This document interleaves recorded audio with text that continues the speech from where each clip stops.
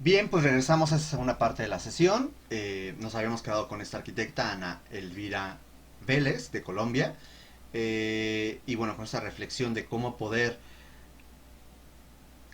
se requiere una alta creatividad como reto proyectual ante escasos recursos económicos para generar algo que sea habitable. Ese es el fin, recordemos, ese es el fin.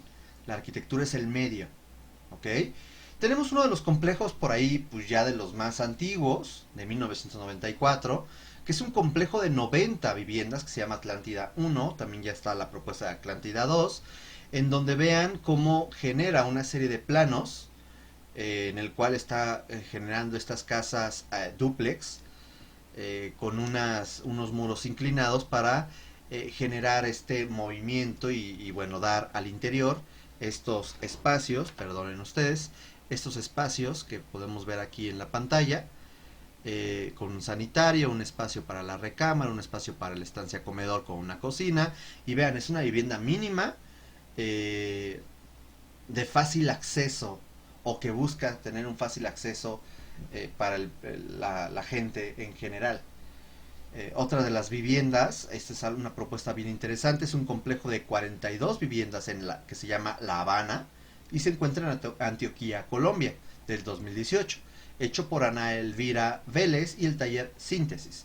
Es una propuesta interesante porque nos está hablando de módulos divididos por unas losas con unas columnas, que se da la posibilidad al exterior de estos módulos de tener espacios abiertos para una vinculación con el medio natural. Recordemos que también el clima que tiene Colombia, bueno, es importante también estos microclimas y estos elementos de frescura que se puedan generar.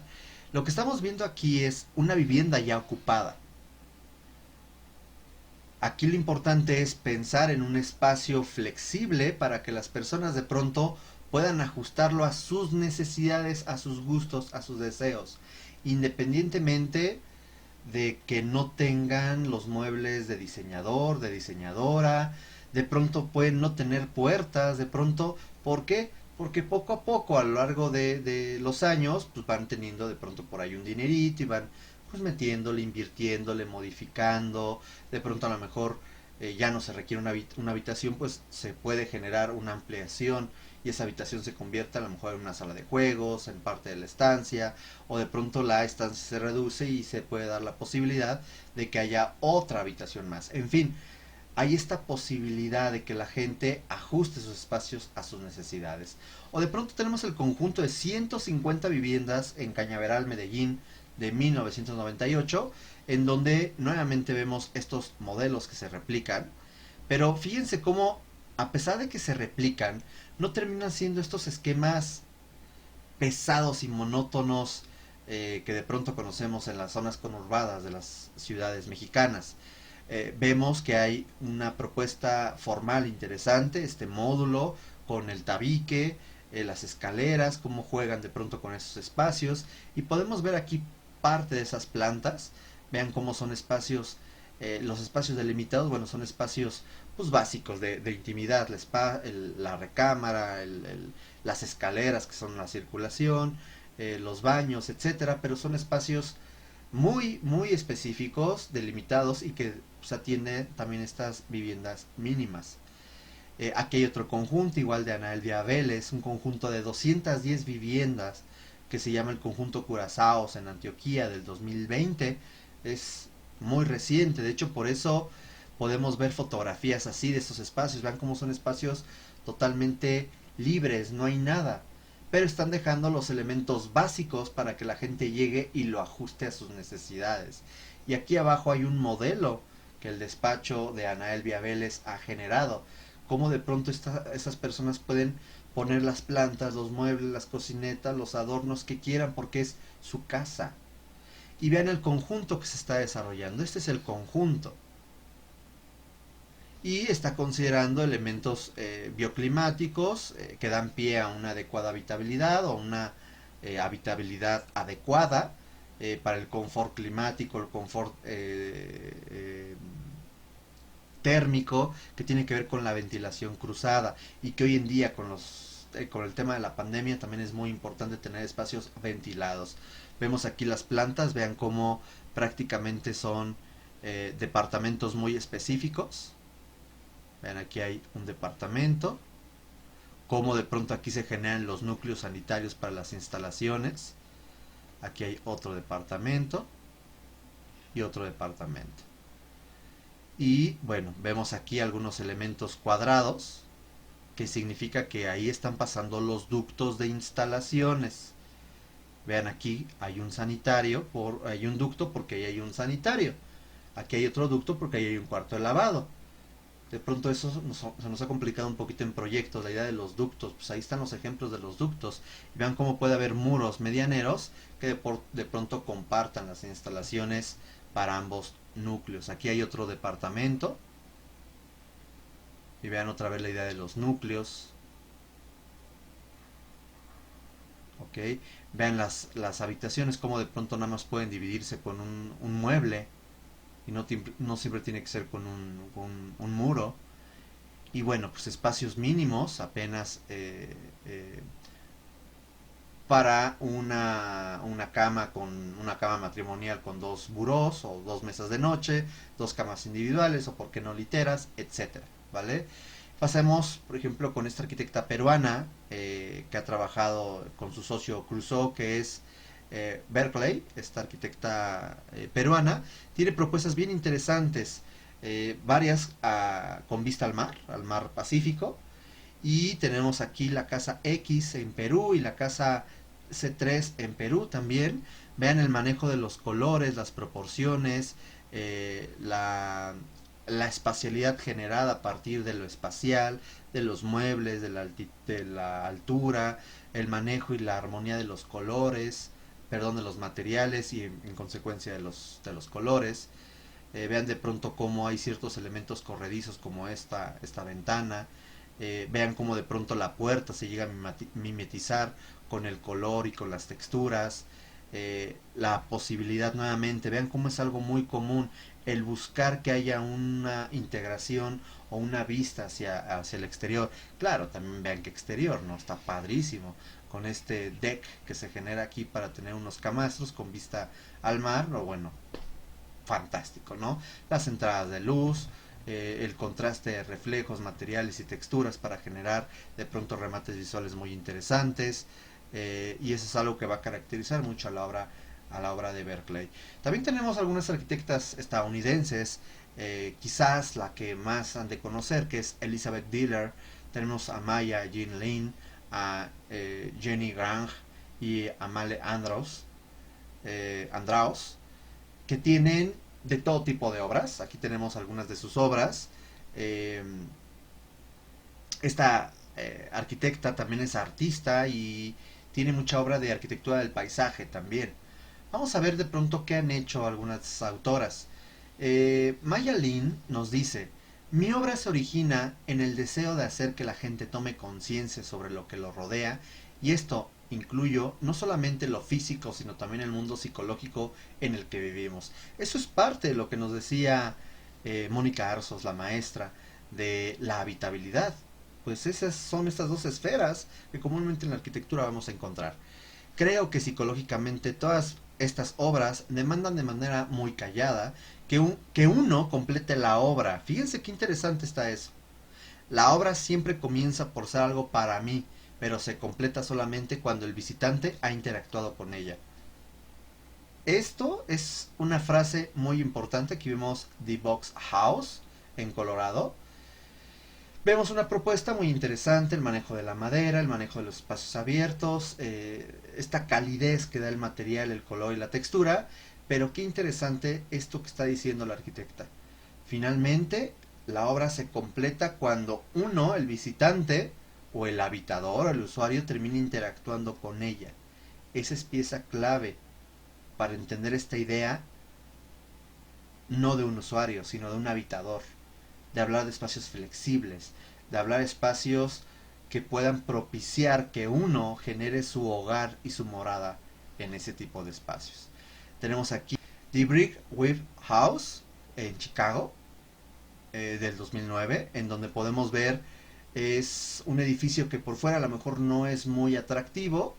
Es un edificio en el cual podemos ver esta idea, pues el nombre lo dice, ¿no? Como de entretejido de tabiques, eh, que nos permiten una pausada, sí, una pausada visibilidad con esos elementos vegetales, etcétera. Pero aquí lo interesante es al interior. Vean el interior, la amplitud, los colores, la proporción, las dobles alturas, los muebles. Nos están hablando de un lugar, bueno, no se ve de fácil acceso económicamente hablando, pero sí de espacios totalmente flexibles para que las personas en lo somático pueda percibir este bombardeo sensorial en estos espacios, que los pueda recorrer, que los pueda vivir, que pueda experimentar en ellos. Y podría atreverme a hablar también de un habitador y no nada más de un usuario. Eh, es una propuesta muy interesante, su estudio se llama Estudio Gang. Ya no es de Maya Link, perdón, esto es ya de Jane Gang. Vean, es una propuesta muy interesante. Y finalmente por aquí tenemos a Diller, que ha trabajado siempre con su socio Escofidio. Es una propuesta, era una propuesta, porque no se logró construir, muy interesante, de una casa en donde vemos que buscaba generar vistas hacia lo que es el mar, eh, teniendo pasillos en los cuales distribuyera los diferentes espacios, un dormitorio principal con vista hacia el mar y otros dormitorios secundarios. Vean, ahí de pronto se ven los armarios y algunos núcleos de servicio, la parte de abajo lo que sería estancia, etcétera. Pero finalmente el dueño quebró económicamente y no pudo continuar con la obra y quedó inconclusa. Tenemos la propuesta del despacho Work Act de Andraus y Wood, en donde vemos esta propuesta de Arizona House, que es bien interesante porque es una vivienda mínima, pero no por eso visualmente desagradable ni funcionalmente incapaz, ¿no? O limitada. Al contrario, buscaba con esta forma y con estos materiales generar sus propios recursos, y hablar de una sustentabilidad que le diera cierta autonomía a la vivienda y además un menor impacto de esta obra hacia el entorno. Es una propuesta que finalmente se lanzó, pero no se llegó a materializar. Eh, si de pronto nos movemos un poquito ya de continente, nos vamos a Europa, podemos encontrar a diferentes arquitectas con obras bien interesantes y muy diferentes luego una de otra. Por ejemplo, tenemos a Anna Heringer, que es una arquitecta alemana, que tiene una propuesta muy interesante, eh, que nos puede recordar mucho, y ahora que recientemente Francis Queré, ¿se acuerdan que lo habíamos mencionado en unas sesiones anteriores cuando hablamos del paradigma africano? Miren, pues se llevó el Pritzker. Bien, pues no es el único arquitecto que también tiene ese tipo de ideas. Aquí vemos a la misma Anna Heringer, que tiene estas propuestas, que sobre todo en Pakistán ha trabajado con la arquitectura de tierra, la arquitectura con los materiales locales, que la comunidad trabaje para construir estas obras, etcétera. Tenemos a Ángela García de Paredes, eh, española, que tiene una obra también muy interesante, una obra muy pesada visualmente hablando, de pronto junto con la obra de Carme Pinós, que también es española, son como propuestas un tanto pesadas, un tanto estereotómicas. Vamos a ver más adelante un poquito de su vivienda. Tenemos a Anne Lacaton y a Odile Deck, ambas arquitectas francesas. Anne Lacaton, junto con Basal, ganaron el Pritzker hace unos años. Odile Deck, una arquitecta francesa, que yo no sé por qué no se ha ganado el Pritzker, la verdad también tiene una obra bien interesante. A ella le gusta mucho la idea del dinamismo espacial y bueno, siempre trataba de generar propuestas que hace algún tiempo eran consideradas hasta como rebeldes. Hoy en día se puede entender simplemente como un dinamismo espacial. Tenemos una obra bien interesante, quien le guste o le interese revisarla es el Macro, el Museo de Arte Contemporáneo en Roma. O tenemos a Amanda Levete, es una arquitecta británica que tiene propuestas un tanto polémicas por la construcción de las mismas, porque rompe la cabeza a los ingenieros debido a los materiales y a las formas, y de pronto parece que nos casamos con la idea de eh, Zaha Hadid, pero no. También esta arquitecta podríamos incluirla dentro de la idea del deconstructivismo, pero yo me atrevería más a señalarla dentro de esta otra tendencia que está ahora despuntando, que se llama la arquitectura paramétrica, cómo generar esas superficies no euclidianas, no regladas, para sus propuestas arquitectónicas. Tenemos a Musavi, que es una arquitecta de origen iraní, pero que es de Gran Bretaña actualmente. Grafton Architects, que también esta pareja de arquitectas, cuyo despacho se fundó en el 78, irlandés, ganó hace poco también el premio Pritzker y tiene una propuesta arquitectónica bien interesante. Bueno, a mí en lo particular me llama mucho la atención sus propuestas pesadas visualmente hablando otra vez, estas propuestas estereotómicas, estas propuestas que terminan siendo hasta monumentales. Y tenemos por ahí a una arquitecta con una vasta obra de Países Bajos, es Francine Houden, que tiene propuestas arquitectónicas en gran parte del mundo. Tiene por ahí algo de vivienda, pero ella se ha caracterizado por obras más grandes, de oficinas, etcétera.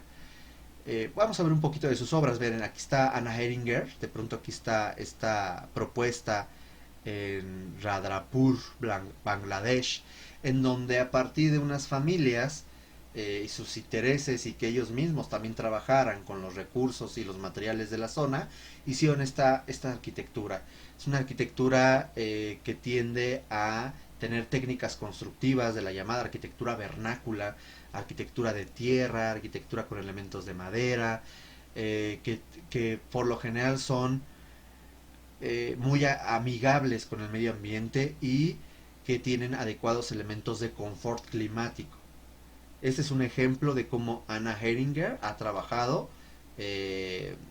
ha tenido la sensibilidad, a pesar de que nació en Alemania y que puede a lo mejor estar en contacto con la alta tecnología, la sensibilidad para trabajar con las comunidades. Esta casa está interesantísima, es de Ángela García de Paredes, que en su despacho, que se llama Paredes y Pedrosa, hizo esta propuesta que se llama Casa para dos hermanos en Sierra de Gredos, Oropesa, España, y tiene que ver con una propuesta de restauración. Es una propuesta que tiene un valor arquitectónico, histórico, artístico y que por lo tanto no se podía modificar con gran facilidad. Aquí tenemos las propuestas originales, como de pronto hizo ciertas modificaciones. Esto, por ejemplo, utilizar todo este espacio que estaba abandonado para generar estos dos cuerpos que intentaran ser como hermanos, como gemelos, divididos por este espacio e interactuando, perdón, con estos muros que son unos arcos que no se podían tocar porque eran parte de la estructura, para generar una propuesta bien interesante. Hasta esas escaleras se conservaron dentro de la espacialidad. Y aquí tenemos fotografías de la misma obra. Vean cómo intervino los elementos interiores, los paramentos interiores de la propuesta, y cómo genera estos elementos. Esto que estamos viendo aquí era esto, y vean cómo hicieron esta relación funcional, y bueno, te genera un espacio muy, muy agradable y totalmente pues como una hoja en blanco literal, para que la persona o las personas que vayan a vivir ahí lo transformen según sus necesidades. Tenemos la vivienda unifamiliar en Baicarca, Barcelona, y la Torre Cube en Guadalajara, Jalisco, México. Esto es Carmen Pinós. Carmen Pinós tiene obra aquí en México. Carmen Pinós es española y tiene obra sobre todo en España principalmente, pero también tiene estos trabajos acá en México. Es una propuesta interesante esta que estoy poniendo de la vivienda unifamiliar, porque verán, por fuera hay mucho ruido visual, y de pronto ella rompe con ese contexto, con estas fachadas, y al interior genera todo una propuesta totalmente diferente al exterior. Una propuesta otra vez con colores, texturas y materiales muy armoniosos que dan pie eh, a este confort para las personas. En el caso de la Torre Cube, vemos una propuesta bien interesante, formalmente hablando, porque tenemos un núcleo. Esto que estamos viendo aquí son estos triangulitos grises, que son 3 núcleos de servicios, escaleras y ascensores, que van interconectando los diferentes niveles, y estos elementos al centro están vacíos. Aquí no, aquí sí, y en los demás está vacío, y tenemos esta vista, una vista bastante interesante. Y esos espacios que voy a assurar son las habitaciones, son los departamentos, y se vuelven propuestas muy interesantes. Vean de pronto ahí cómo se ven ciertas ventanitas, ciertos elementos que con esta fachada, es una doble fachada, se está permitiendo la vinculación centrada y limitada con el exterior, pero delimita el espacio interior de los departamentos. En el caso de Odile Deck, la arquitecta francesa, tenemos propuestas también bien interesantes que rompen un poco, o más bien que nos recuerdan un poco al deconstructivismo. El color rojo y el color blanco, vaya que le gustan mucho a esta arquitecta, y el manejo también del color negro.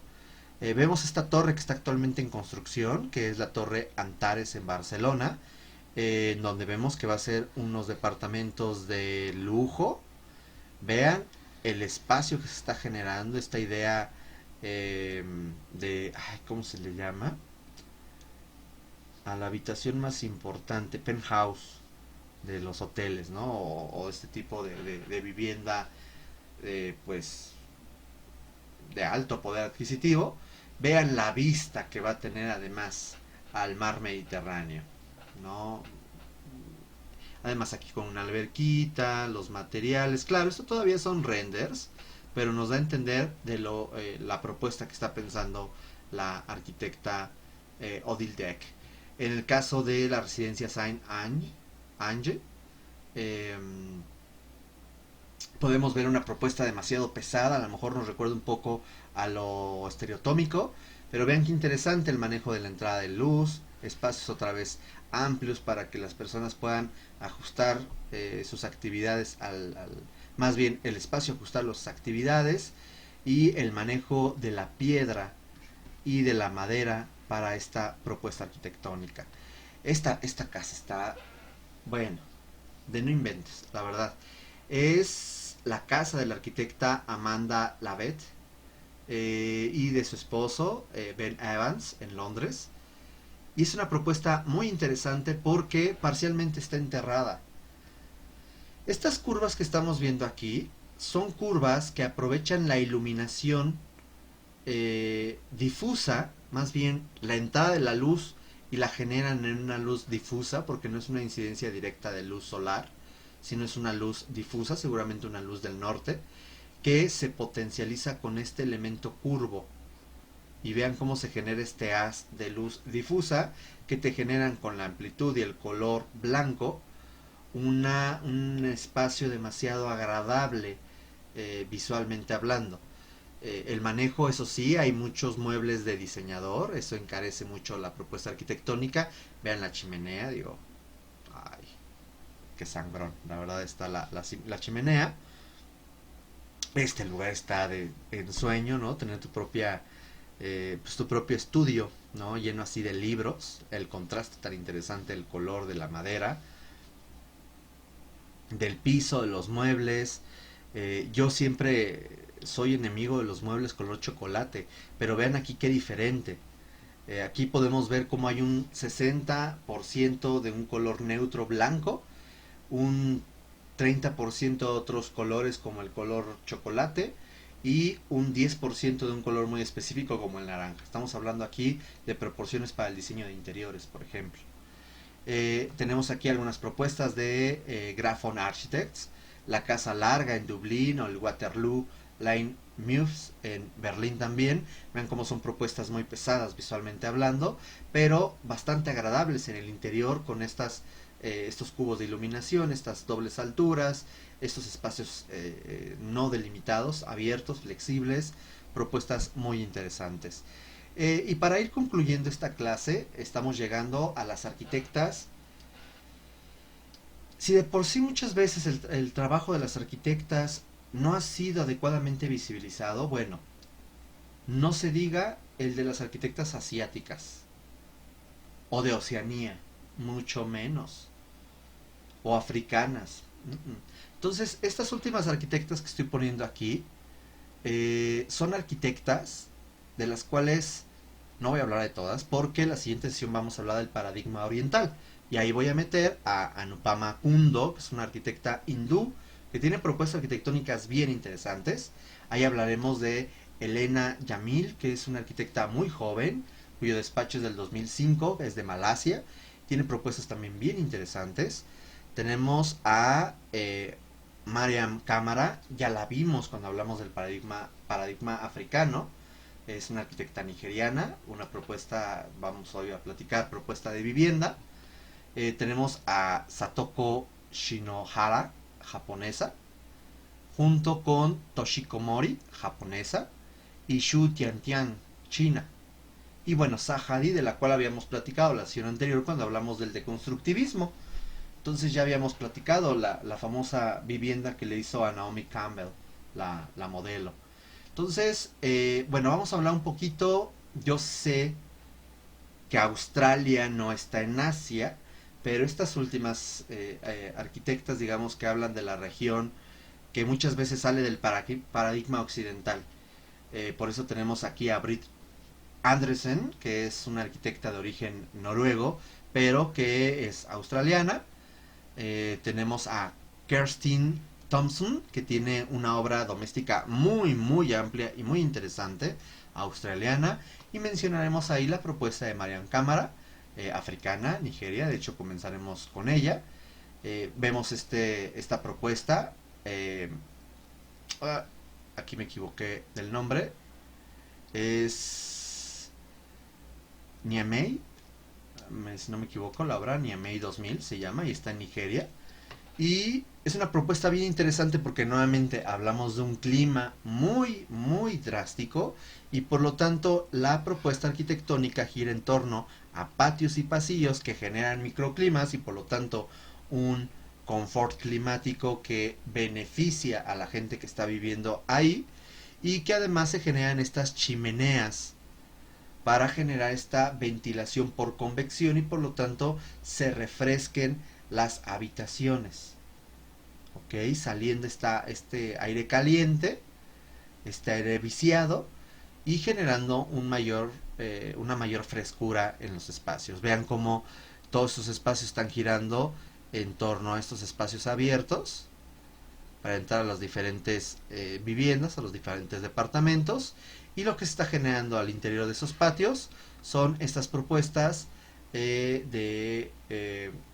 con una arquitectura muy limpia, muy amplia, la idea de esta arquitectura masiva también, que nos evoca un poco a la idea de la arquitectura de tierra, aunque aquí no nada más es tierra, son elementos también contemporáneos. Ven aquí esta cubiertita para la parte de la azotea, el exterior bien interesante. Vean aquí esto habla muchísimo, unos niños que están jugando, nos habla muchísimo también de la propuesta arquitectónica. Lamentablemente no encontré fotografías de alguna habitación al interior, entonces bueno, si alguien la encuentra y alguien nos la quiere compartir en Classroom, se lo agradecería muchísimo. Tenemos por aquí de Kerstin Thompson, de Kerstin Thompson, propuestas arquitectónicas bien interesantes. Holomani House, todas en Australia, Park House, la casa en Big Isle y la casa Albury. Es una arquitecta que a lo mejor no es muy conocida porque prácticamente toda su obra está en Australia, pero vean los espacios que está generando. La idea es que ahora la conozcan y ustedes digan, bueno, pues vamos a aprender mucho de la praxis de esta arquitecta. Vean esta obra del 2008, ¿no? La idea de todo va a girar en torno a los espacios nuevamente de convivencia, la chimenea, tienen los elementos que nos recuerdan quizás un tanto al high-tech, pero esta posibilidad espacial de la flexibilidad es algo muy, muy positivo. Todos los espacios aquí en esta no es una doble altura, es un tapanco, son habitaciones y al fondo me parece que también hay algunas habitaciones y todo va a girar en torno a este espacio de convivencia. En el Park House encontramos la idea del tabique, la madera, estas dobles alturas, cómo nos generan unos entornos muy confortables, amenos, familiares, cálidos. Vean aquí, nuevamente nos recuerda un poco a Venusías, quizás, Besonías, sí, que fue la otra arquitecta, que maneja mucho a la arquitecta chilena, eh, Celú, que de pronto tenía estos elementos, estos envolventes de concreto armado con el manejo de los tabicones, el manejo del block, este color grisáceo que nos recuerda un poco a, a estas arquitecturas. Para generar espacios en torno nuevamente a la idea del habitar, la cama, la estancia, la chimenea, las áreas de recreación. En la casa Arbery vemos de pronto estos muebles, estos espacios no delimitados entre sí, al contrario, continuos para generar estos entornos de convivencia que se vuelven muy importantes en la vivienda.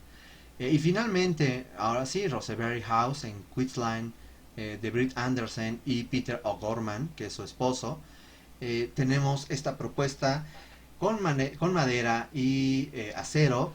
Vean qué interesante, está construida en torno a un pequeño valle, una pequeña,